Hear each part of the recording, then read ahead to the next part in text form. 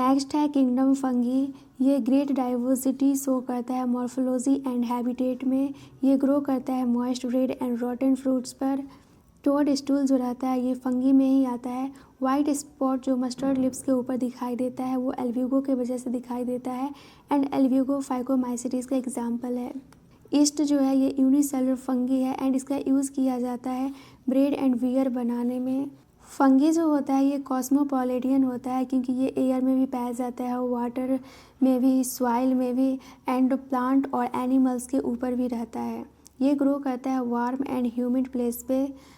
यहाँ पे क्वेश्चन दिया गया है कि हम फूड को रेफ्रिजरेटर में क्यों रखते हैं। वो इसलिए रखते हैं कि ताकि बैक्टीरियल एंड फंगल इन्फेक्शन से उसको हम बचा सकें।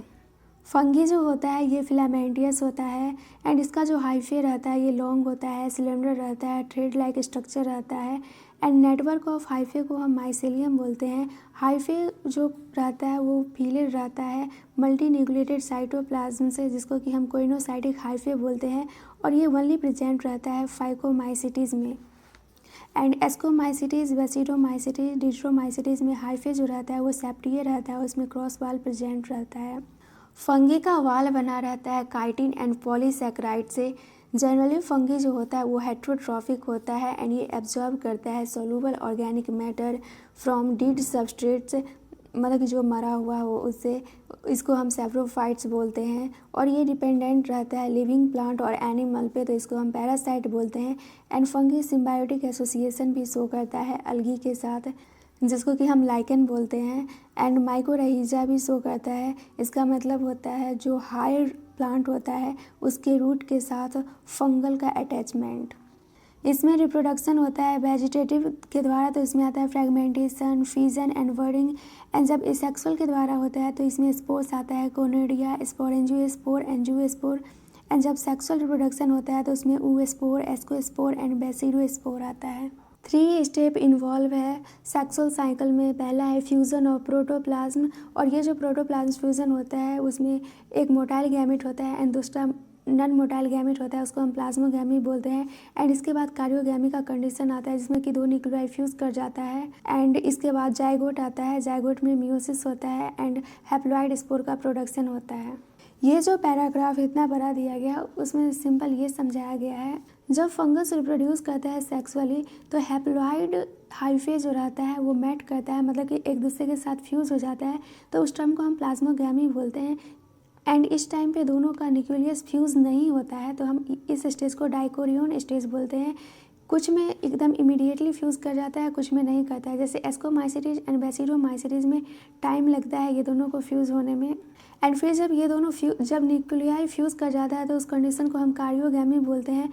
एंड डाइप्लॉइड फ्रूटिंग बॉडीज़ का फॉर्मेशन हो जाता है एंड इसके बाद इसमें रिडक्शन होता है, रिडक्शन के बाद स्पोर का फॉर्मेशन हो जाता है।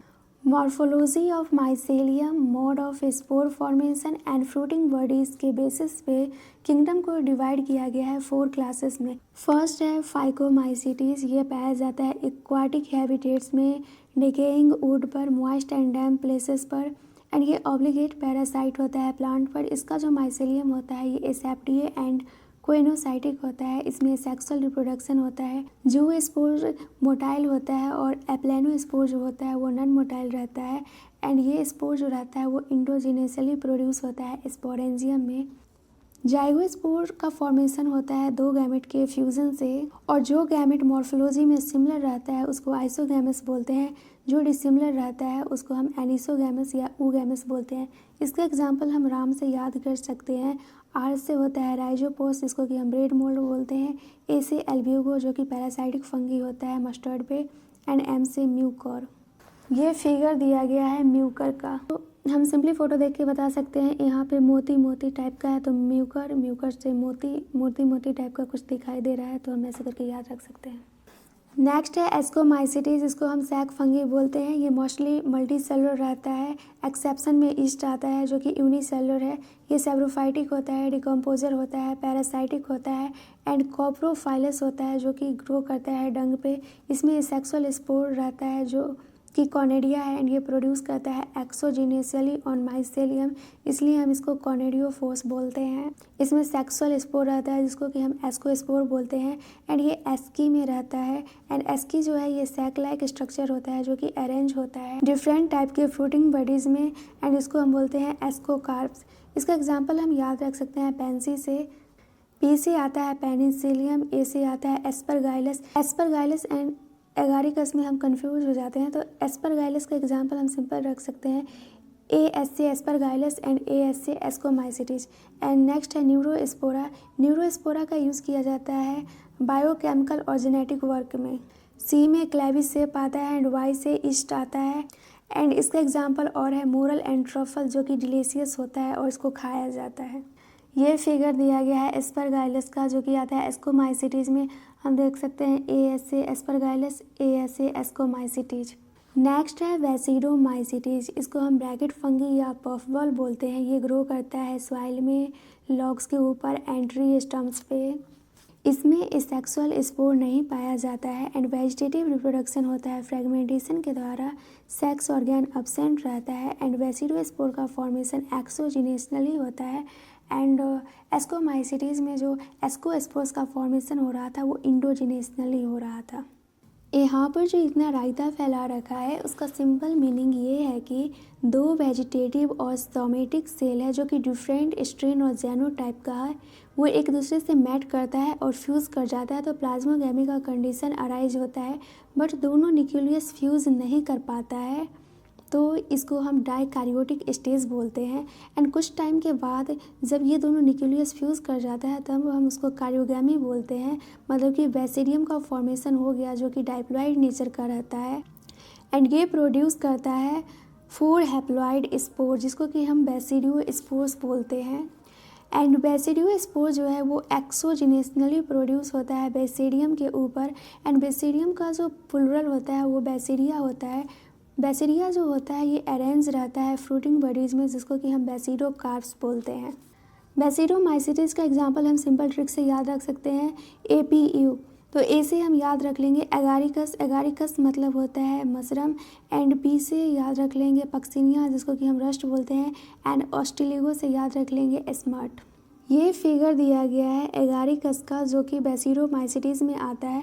अगर हम इसको याद करने में कंफ्यूज हो जाते हैं तो हम सिंपली बैग याद रखेंगे, बी से हो जाएगा बेसिडोमाइसिटीज, ए से हो जाएगा एगारिकस जिसको कि हम मशरूम बोलते हैं। नेक्स्ट है ड्यूट्रोमाइसिटीज। इसमें सेक्सुअल फॉर्म का डिस्कवर अगर करते हैं तो ये किसी और क्लास में मूव कर जाता है। इस सेक्सुअल एंड वेजिटेटिव स्टेज के बेसिस पे हम इसको ड्यूट्रोमाइसिटीज बोलते हैं। जब इसका सेक्सुअल स्टेज डिस्कवर किया गया तो ये मूव कर गया एस्कोमाइसिटीज एंड बेसिडोमाइसिटीज में। सम सैप्रोफाइट जो होता है वो पैरासाइटिक होता है और इसमें जो लार्ज नंबर होता है वो डिकम्पोजर ऑफ लिटर होता है। लिटर का मतलब होता है कचरा, मतलब जो भी पत्ता वगैरह रहता है या बेकार चीज़, सड़ा गला चीज़, उसको ये डिकम्पोज कर देता है एंड ये हेल्प करता है मिनरल साइक्लिंग में भी। ड्यूट्रोमाइसिटीज रिप्रोड्यूस होता है ओनली सेक्सुअल स्पोर के द्वारा जिसको कि हम कोनोडिया बोलते हैं। ड्यूट्रोमाइसिटीज का एग्जांपल हम सिंपली याद रख सकते हैं कैट से। सी का मतलब हो जाएगा कोलेक्टोट्राइकम, ए से याद हो जाएगा अल्टरनेरिया एंड टी से याद हो जाएगा ट्राइकोडर्मा। नेक्स्ट है किंगडम प्लांटिए। इसमें ऑल इक्वारियोटिक क्लोरोफिल कंटेनिंग ऑर्गेनिज्म आता है एंड कुछ जो रहता है वो पार्सली हेटरोट्रॉपिक भी रहता है जिसमें कि आता है इंसेक्टिवोरस प्लांट एंड इसका एग्जांपल है bladderwort and Venus fly trap and कुछ पैरासाइट्स भी रहता है, एग्जांपल में कुस्कुट्टा। इसका जो सेल वॉल रहता है वो सेलुलोज का बना रहता है। प्लांटिए में इंक्लूड रहता है algae, bryophyte, pteridophyte, gymnosperm and angiosperm. Plant का जो लाइफ साइकिल होता है उसका 2 फेज होता है, diploid saprophytic and haploid gametophytic. इसमें अल्टरनेशन ऑफ जनरेशन होता है बट ये टॉपिक अब डिलेटेड है। नेक्स्ट है किंगडम एनिमेलिया। ग्लाइकोजेन और फैट फूड को स्टोर करके रखता है एज अ रिजर्व मटेरियल। इसमें जो न्यूट्रिशन का मोड होता है वो होलोजोइक होता है। नेक्स्ट है viruses, viroids, prions and lichens. ये सबको आर.एच. व्हाइटेकर के 5 किंगडम क्लासिफिकेशन में कोई जगह नहीं दिया गया था। एंड वायरसेस, वायरॉइड्स, प्रायंस जो होता है ए सेलुलर ऑर्गेनिज्म होता है, इसको हम नॉन लिविंग मान सकते हैं क्योंकि इसमें सेल स्ट्रक्चर प्रेजेंट नहीं होता है एंड लिविंग होने के लिए सेल स्ट्रक्चर का होना ज़रूरी है। वायरसेस जो रहता है ये ट्रूली लिविंग नहीं होता है, इसके पास इनर्ट क्रिस्टलाइन स्ट्रक्चर होता है outside the living cell. Virus जो है वो इन्फेक्ट करता है होस्ट सेल को एंड ये खुद रेप्लिकेट करता है उसमें एंड होस्ट को किल कर देता है। वायरस मीन्स होता है वेनम और पॉइजनस फ्लूइड। डिमिट्री इवानोव्स्की 1892 में रिकॉग्नाइज किए कि कुछ माइक्रोब्स है जो कि मोजाइक डिजीज कॉज कर रहा है टोबैको में एंड ये जो माइक्रोब्स है वो बैक्टीरिया प्रूफ फिल्टर से भी पास कर जा रहा है, मतलब कि ये बैक्टीरिया से भी छोटा है। डिमिट्री इवानोव्स्की के बाद M.W. वेजनिक आए 1898 में।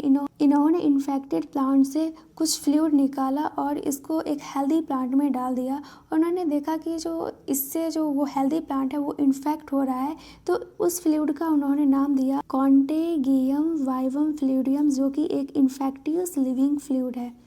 M.W. वेजनिक के बाद W.M. स्टैनले आए 1935 में और इन्होंने बताया कि वायरस जो होता है ये क्रिस्टलाइज होता है एंड इसमें बहुत सारा प्रोटीन प्रेजेंट होता है एंड ये इनर्ट होता है outside their specific host cell. Viruses obligate parasite होता है। वायरस में प्रोटीन प्रेजेंट रहता है तो हम उसको न्यूक्लियोप्रोटीन बोल सकते हैं एंड प्रोटीन के साथ जेनेटिक मटेरियल भी प्रेजेंट रहता है। जेनेटिक मटेरियल में या तो आरएनए प्रेजेंट रहता है या डीएनए प्रेजेंट रहता है, दोनों एक साथ प्रेजेंट नहीं रह सकता है एंड जेनेटिक मटेरियल इन्फेक्टियस होता है। प्लांट को जो इन्फेक्ट करता है वो सिंगल स्ट्रैंडेड आरएनए होता है। एनिमल को जो इन्फेक्ट करता है वो सिंगल स्ट्रैंडेड आरएनए या डबल स्ट्रैंडेड आरएनए हो सकता है या डबल स्ट्रैंडेड डीएनए।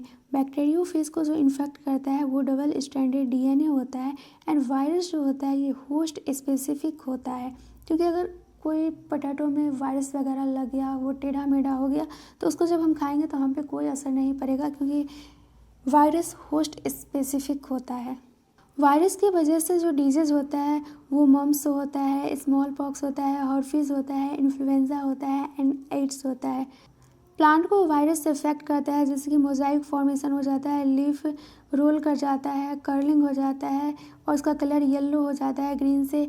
वेंस जो है एकदम क्लियर दिखाई देने लगता है एंड प्लांट का जो ग्रो होता है वो अच्छा से नहीं हो जाता है, इसमें ड्वार्फनिज्म का कंडीशन आ जाता है। यहाँ पे फिगर दिया गया है टोबैको मोजाइक वायरस, जिसको कि हम TMV बोलते हैं। ये कैप्सिड है जो कि प्रोटीन कोट का बना हुआ है, ये RNA है एंड कैप्सिड जो रहता है वो स्मॉल सब यूनिट से बना हुआ रहता है, इसलिए हम इसको कैप्सोमर्स बोलते हैं। एंड ये कैप्सोमर्स जो रहता है इसका जियोमेट्रिक अरेंज जो रहता है वो हेलिकल और पॉलीहेड्रल फॉर्म्स में रहता है। कैप्सोमर्स प्रोटेक्ट करता है न्यूक्लिक एसिड से। ये फिगर दिया गया है बैक्टीरियोफेज का, ये हेड है, ये कोलर है, ये सीथ है, ये टेल फाइबर्स है एंड इसमें डबल स्ट्रैंडेड DNA होता है। वायरॉइड्स को डिस्कवर किए टियोडाइनियर 1971 में। ये एक इन्फेक्टियस एजेंट था जो कि वायरस से भी छोटा था एंड ये कॉज करता था पोटैटो स्पाइनल ट्यूबर डिजीज। ये फ्री RNA था, मतलब कि इसका मॉलिक्यूलर वेट भी कम था। नेक्स्ट है प्रायोन। प्रायोन जो होता है ये एबनॉर्मली फोल्डेड प्रोटीन होता है जो कि साइज में सिमिलर होता है वायरस से एंड ये कॉज करता है BSE। BSE का फुल फॉर्म होता है बोवाइन स्पॉन्जियोफॉर्म इंसेफेलोपैथी, जो कि मैड काउ डिजीज होता है कितली में एंड इसका एनालॉगस जो होता है वो CJD होता है ह्यूमंस में एंड CJD का फुल फॉर्म होता है CR जैकब डिजीज। नेक्स्ट है लाइकेंस। लाइकेंस बना हुआ रहता है algal component and fungal component से मिलके।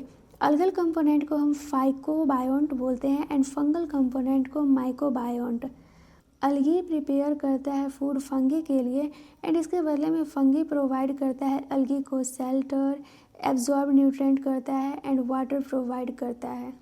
लाइकेन जो होता है वो वेरी गुड पॉल्यूशन इंडिकेटर होता है, जहाँ पे पॉल्यूशन वगैरह होता है वहाँ पे लाइकेन ग्रो नहीं करता है।